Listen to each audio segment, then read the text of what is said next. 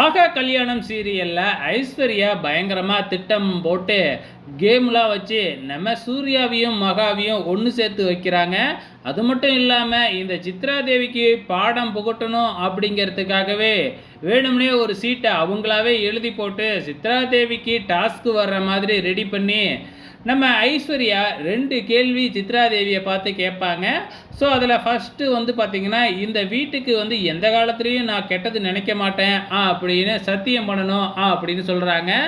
சித்ரா தேவி வந்து சரி அவ்வளோதானே, நான் எப்பயுமே இந்த வீட்டுக்கு நல்லது தான் நினைப்பேன், அது வந்து சத்தியம் அப்படின்னு சொல்கிறாங்க. வெறும் வாயாலலாம் சத்தியம் பண்ணக்கூடாது, நீங்கள் கௌதம் தலையில் அடித்து சத்தியம் பண்ணணும் அப்படின்னு சொன்ன உடனே எல்லாருக்குமே சிரிப்பு வந்துடுது. அது மட்டும் இல்லை, நம்ம கௌதம் பயப்பட ஆரம்பிச்சிட்றாப்புல. சித்ரா தேவிக்கு வர வழியே இல்லை, கௌதம் தலையில் சத்தியம் பண்ணியே ஆகணும். அதே மாதிரி வேறு வழி இல்லாமல் கௌதம் தலையில் சத்தியம் பண்ணிடுறாங்க. அதுக்கு அடுத்ததாக வந்து பார்த்திங்கன்னா, சித்ரா தேவி தன்னோட கழுத்தில் போட்டிருக்கிற செயினை எனக்கு கொடுக்கணும் அப்படிங்கிற மாதிரி ஐஸ்வர்யா கேட்குறாங்க. டாஸ்க் ஆச்சே, வேறு வழி இல்லை, கொடுத்து தான் ஆகணும். ஸோ இதுக்கப்புறம் வந்து பார்த்திங்கன்னா எல்லாருமே படுத்து தூங்கிடுறாங்க ஹாலில். இந்த விஜய் சும்மா இல்லாமல் அனாமிகா கிட்ட போகிறேன்னு சொல்லிட்டு எல்லாரோட காலையும் மிதித்து வச்சுட்டு போய் படுத்துக்கிறாப்புல.